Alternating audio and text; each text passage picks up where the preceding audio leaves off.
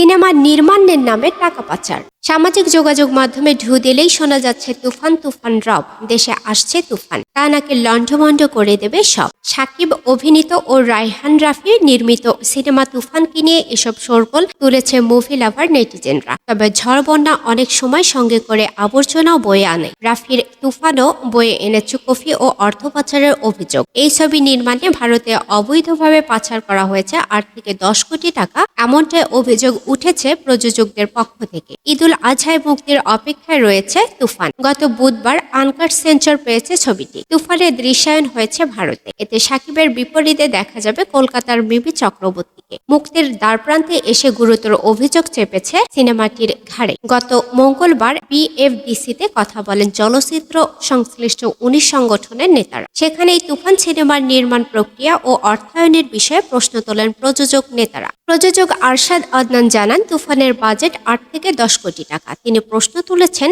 দেশ থেকে 8 থেকে 10 কোটি টাকা ভারতে কিভাবে নেওয়া হয়েছে। 19 সংগঠনের আহ্বায়ক প্রযোজক খোরশেদ আলম খসরু বলেন, বাংলাদেশের সিনেমা বলে শুটিং সহ যাবতীয় কাজ হচ্ছে ভারতে।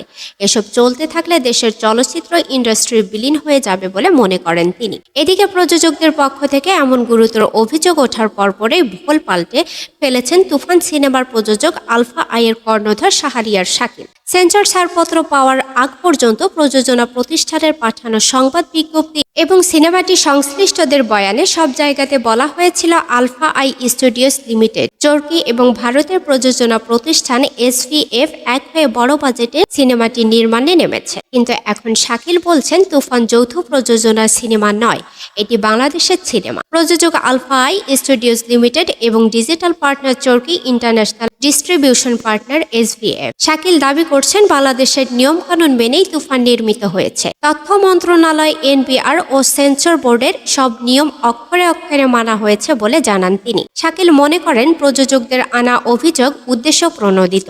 কারো মনে প্রশ্ন থাকলে তথ্য মন্ত্রণালয় ও এনবিআর থেকে খোঁজ নিতে বলছেন তিনি।